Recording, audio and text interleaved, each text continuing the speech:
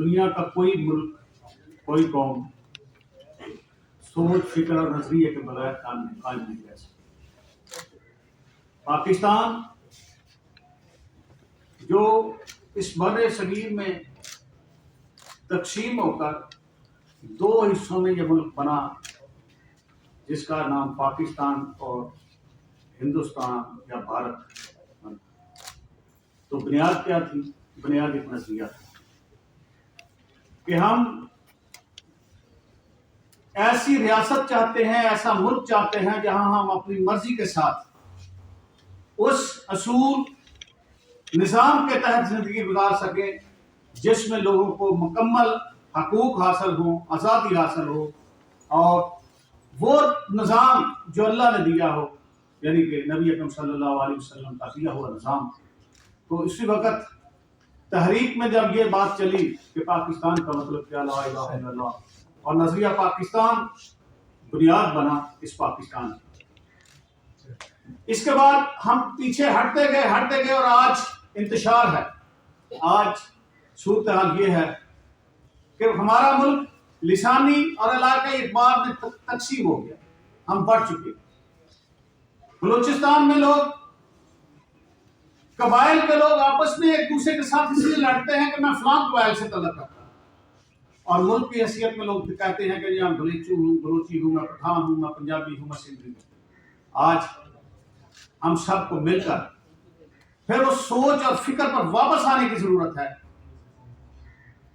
کہ ہم پاکستانی، اگر ہم اس سوچ اور فکر کے پر واپس آ گئے، اور اگر ہم اس پہ واپس آنے میں، لوگوں کو لانے میں کامیاب ہو گئے، تو میں آپ کو یقین دلاتا ہوں کہ ہمارا ملک دنیا میں بہترین ملک ہوگا اور بہترین ترقی کرے گا۔ آج پورے ملک کی مشکلات آپ کے سامنے ہیں۔ اس ملک کو ایک سازش کے تحت مقروض کیا گیا۔ یہ جتنے اس ملک سے قرضے لیے گئے، اس ملک کی ضرورت نہیں تھی، یہ اس اشرافیہ کی ضرورت تھی جنہوں نے اس کو چلانا تھا، جس میں ملک کو لوگوں کی بہتری کے لیے چلانا تھا، لوگوں کی بہتری کے بجائے اپنی بہتری کے لیے اس ملک کو چلاتے ہیں۔ آج اگر آپ ہم اپنے بجٹ پہ دیکھتے ہیں تو بجٹ کا 50% ہم سود میں ادا کرتے ہیں۔ اس کا مطلب یہ ہے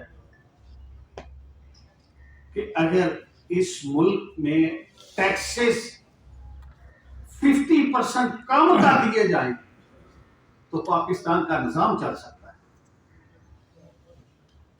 اور اگر 50% ٹیکسز کم کر دیے جائیں تو یہاں انڈسٹری بھی چلتی ہے، یہاں دیگر کاروبار بھی ہوتے ہیں، کمزور سے کمزور کاروبار کرنے والا اور اس میں بڑے سے بڑے کاروبار کرنے والا اس ملک میں فائدہ بھی اٹھاتا ہے، اور اس ملک کا ہر شہری خوشحال ہوتا ہے، ہر ایک کو روزگار ملتا ہے، ہر ایک کو روٹی ملتی ہے۔ وسائل پر قبضہ کر کے وسائل کو باہر منتقل کر دینا اور اس ملک کو اندھیروں میں، قرضوں میں ڈبو دینا، یہ ہمارے حکمرانوں نے ٹرائی کیا ہے۔ یہی وجہ ہے کہ آج اگر لوگوں کے پاس روزگار نہیں ہو، انتشار بڑھے، بدامنی بڑھے۔ اگر لوگوں کے پاس وسائل نہیں ہوگے، جرائم بڑھے گے، پھر لوگ اپنا راستہ خود متعین کریں اور اپنی اپنی سوچ اور اپنی فکر کے مطابق گروپ بنیں گے۔ کوئی پھر لسانیت کی طرف آ جائے گا، کوئی علاقائی کی طرف آ جائے گا، کوئی کسی طرف نکل جائے گا، کوئی اس میں دہشت گردی کی طرف چلا جائے گا۔ آج اس ملک میں دہشت گردی عروج پر ہے۔ ایک طرف پاکستان کے لوگ شہید ہو رہے ہیں، دوسری طرف پاکستان کی افواج بھی آج میدان عمل میں ہے، میدان جنگ میں ہے۔ آپ دیکھتے ہیں روزانہ ہماری افواج لاشیں اٹھا رہی ہیں۔ یہ ایک دن کا معاملہ نہیں ہے، یہ ان 76 سالوں کی کارکردگی ہے جو ہمارے حکمرانوں نے اس ملک کو دی، اس ملک کے حوالے کی اور اس ملک کے عوام کے ساتھ کی۔ پاکستان مرکزی مسلم لیگ چونکہ ایک نظریاتی جماعت ہے، یہ سمجھتی ہے کہ سیاسی جماعتوں کا کام صرف الیکشن لڑنا اور اقتدار میں آنا نہیں ہوتا۔ سیاسی جماعتوں کا بنیادی کام اپنے لوگوں کی تربیت کرنا ہوتا ہے، ان کو سوچ اور فکر دینی ہوتی ہے، اور ان کے مسائل میں ان کے ساتھ رہنا ہوتا ہے۔ اگر سیاسی جماعتیں اپنے عوام کے مسائل میں ان کے ساتھ نہ ہوں، ان کے مسائل کی نشاندہی صرف مسئلہ نہیں ہوتا، اس کے حل کے لیے کوشش نہ کریں، تو میں سمجھتا ہوں کہ سیاسی جماعتوں کی ڈیفینیشن میں نہیں جاتا۔ اس لیے پاکستان مرکزی مسلم لیگ کا جو شعبہ خدمت خلق ہے، جس کے سربراہ صدر اور شفیق الرحمان نے ساتھ بیٹھے ہیں،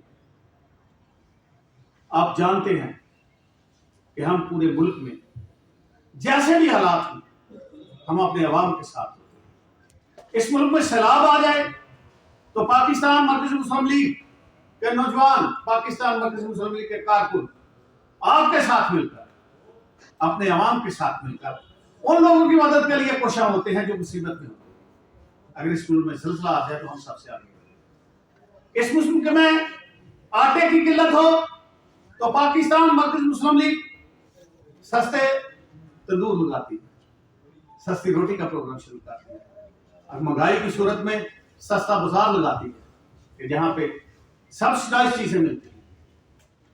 اسی طرح صحت کے معاملے میں پاکستان مرکزی مسلم لیگ کا باقاعدہ ایک نظام موجود ہے، جس میں میڈیکل کیمپس ہوتے ہیں، جس میں ان کے لیے ادویات کی بات ہوتی ہے، جس میں ہم نے بڑے بڑے شہروں میں اور دیہاتوں میں بھی اس حوالے سے اپنا جو پروگرام ہے، وہ جو خدمت خلق کا ہمارا شعبہ ہے، اس حوالے سے یہ سارے اس پروجیکٹ چل رہے ہیں۔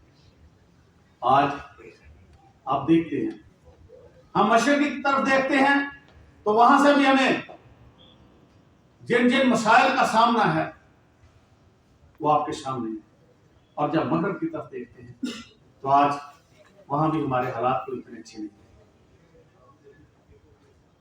ہم کب تک یہ بات کہتے رہیں گے کہ یہ دہشت گردی ہے؟ کب تک یہ کہتے رہیں گے کہ انتشار ہے؟ اس کا حل تلاش کیوں نہیں کیا جاتا؟ اس کے حل کو تلاش کرنے کی کب جو ہے ضرورت محسوس کی جائے؟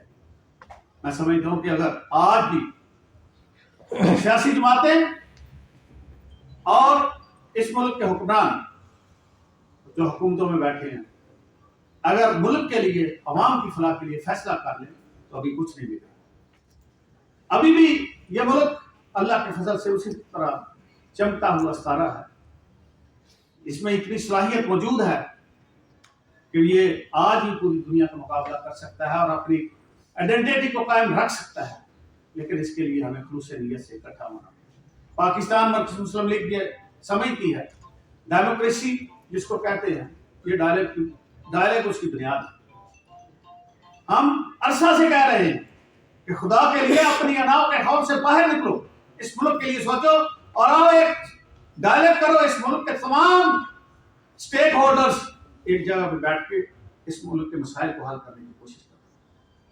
ہم نے اس حوالے سے باقاعدہ طور پر 7 مئی 2023 9 مئی بعد میں آیا کراچی میں اتحاد کانفرنس کی، ہم پورے ملک کی سیاسی جماعتوں کے پاس گئے، ہم نے کہا آؤ بیٹھو، ایک اعلامیہ جاری کریں اکٹھے ہو کر، کوئی اس ملک کے لیے، بلوچستان کے لیے، سندھ کے لیے، پنجاب کے لیے، کشمیر کے لیے، کے لیے جو لوگ مسائل کا شکار ہیں ان کا حل کریں۔ بلوچستان میں مجھے میرا جانا رہتا ہے اس حوالے سے، پارٹی کے حوالے سے میں جاتا ہوں۔ پچھلے دنوں میں گیا تو سردیوں کے دنوں میں کوئٹہ شہر میں ساری رات بجلی نہیں تھی،